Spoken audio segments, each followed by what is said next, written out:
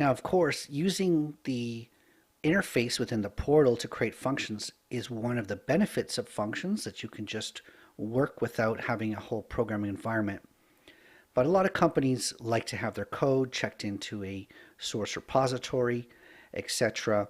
And so what about developing functions within Visual Studio?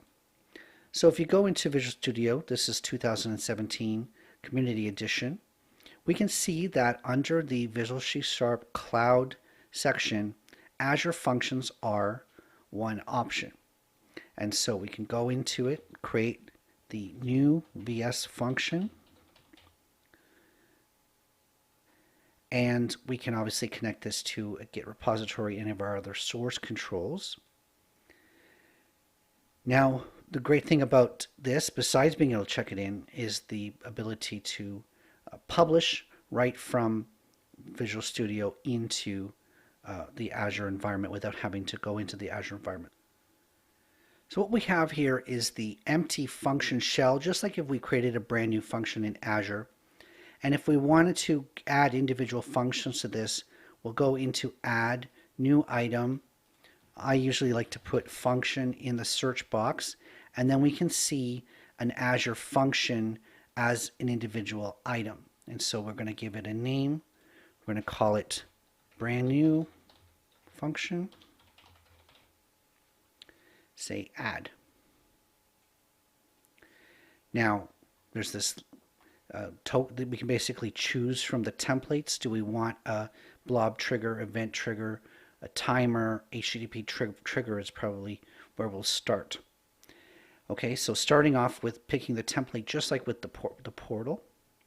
The other option, of course, and we haven't talked about security yet, but can your function be called with just the URL and no key?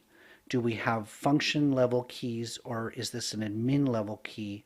There's a couple of different key levels, or just anyone can call this using anonymous access.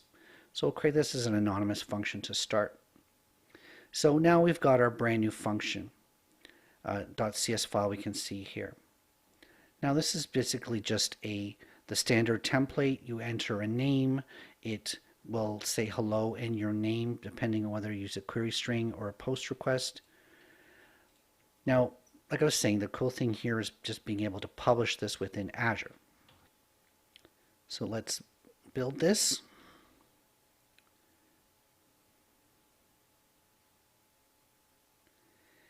And actually, I'll make a little adjustment to the native code here. So I can build this. And then the fun part becomes publishing, right? So I can just say now publish your app to Azure or another host. So I want to publish this to Azure. Now I can publish this to a new Azure app or create an existing Azure app. It's going to cause me to re-enter my credentials. I have to sort of log in again here. So I'll log in. And now it's going to do the synchronization between my Azure account and my local here. Now I only have the one subscription. We can see that the new function resource group, this is the function that we just created.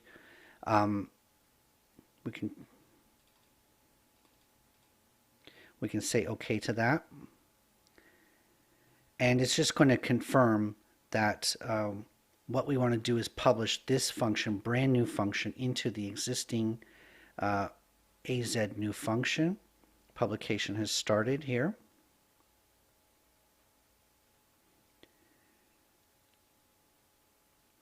Now it's doing, this is a compiled function publication that's going on. We can see that it's got DLL files along with it. The VS function itself has been compiled into a DLL.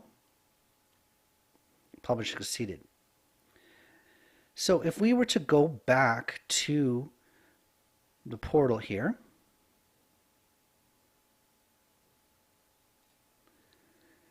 and actually I've got Functions is a quick link there. Go into it. Grab the list of functions. Then we can see our brand new function has been added to our existing function app. Your app is currently in read-only mode because you have published a generated function.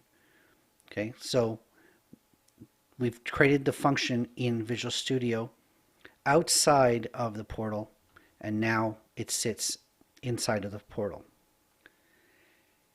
And we can't even see the code of it if we scroll over to the files, because the code of it is sitting as a compiled DLL. Okay, the path to the script file is already compiled by Visual Studio. So now we've seen that you can actually use Visual Studio to create functions and publish them into Azure, whether it's a brand new function app or into an existing function app.